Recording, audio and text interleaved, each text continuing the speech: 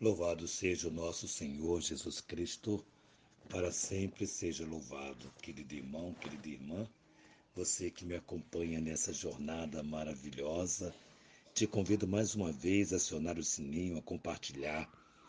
Fazendo sempre isso, o YouTube reconhece a legitimidade dessa bela missão.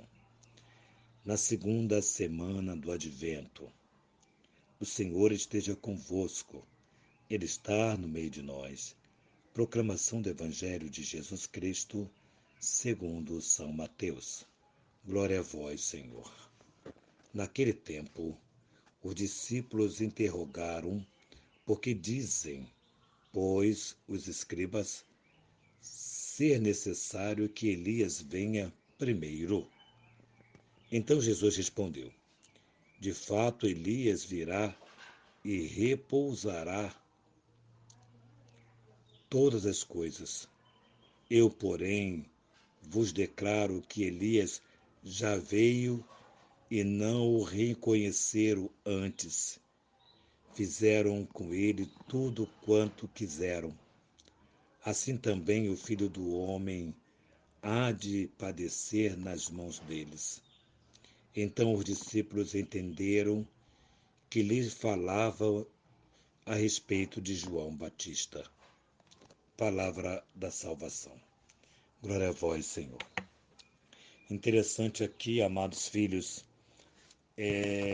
claramente que Jesus vai falar sobre uma postura que não sei se é muito comum, se eu poderia dizer que é muito comum, mas eu poderia dizer que é uma postura que nós tomamos diante da verdade que outro anuncia, de pensamentos.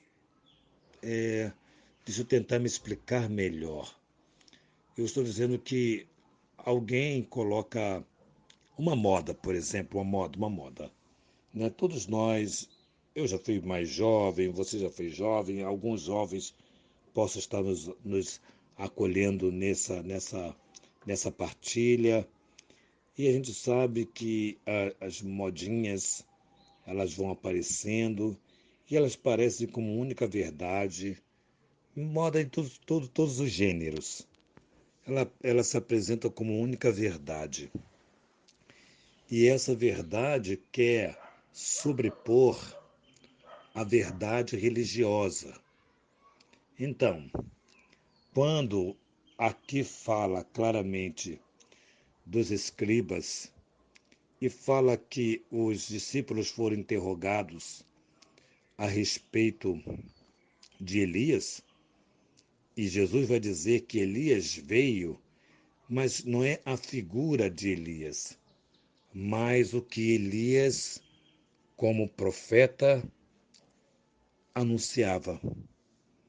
E a figura de Elias é João Batista, que anunciava um novo projeto, que é um projeto da conversão. Interessante, né? Elias preparou para João Batista, João Batista preparou para Jesus, e aqui, tanto Elias quanto João Batista, quanto o Cristo, fizeram a mesma coisa, ou seja, o discurso que estava vigente naquela época era um discurso que fazia com que a verdade da fé, a verdade da palavra de Deus, ela fosse desacreditada. Então, ignoravam a palavra de Deus e com isso queriam matar os profetas, como assim fizeram? Como assim o fizeram? Como assim o fazem hoje? Então, veja bem, nós somos chamados por essa partilha para observar bem a nossa postura de vida, as nossas escolhas, e que muitas vezes essas escolhas não contemplam obedecer à palavra de Deus, os desdenhar da palavra de Deus, que em todos os tempos acontecera, não pode permanecer em nós. Então nós somos provocados por essa palavra para percebermos que assim como fizeram com os profetas, fizeram com João Batista, o último dos profetas, e fizeram com nosso Senhor Jesus Cristo. Porém, vamos dar crédito, e nós somos provocados por essa palavra, para de fato acreditarmos na nossa fé e não permitirmos que a voz do mundo nos faz desencantar na alegria da palavra de Deus. Então, Jesus aqui anuncia o que eles estavam esperando Elias. Elias veio, eles rejeitaram. João Batista veio com a mesma pegada, todos os dois querendo levar as pessoas para o céu.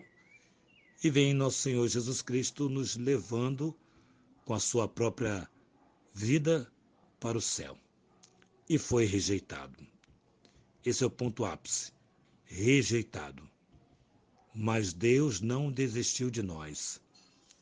Deus não desiste de cada um de nós. Deus não desiste do ser humano.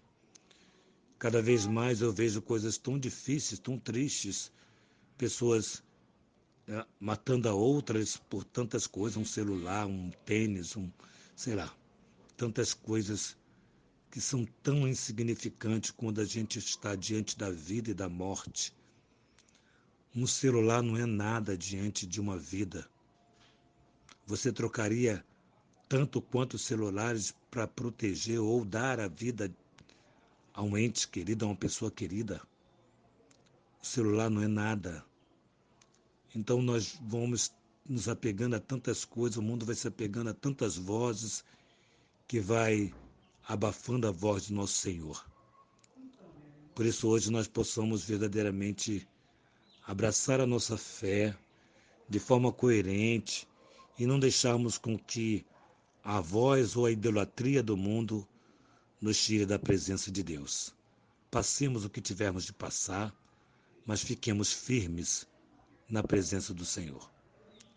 Louvado seja o nosso Senhor Jesus Cristo, para sempre seja louvado.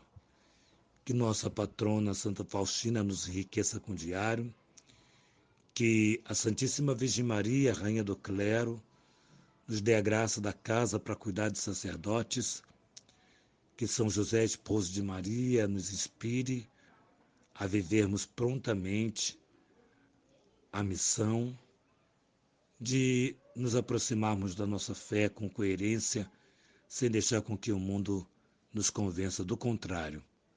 Tenhamos uma fé viva, uma fé autêntica. Louvado seja o nosso Senhor Jesus Cristo, para sempre seja louvado. Em nome do Pai, do Filho e do Espírito Santo. Amém.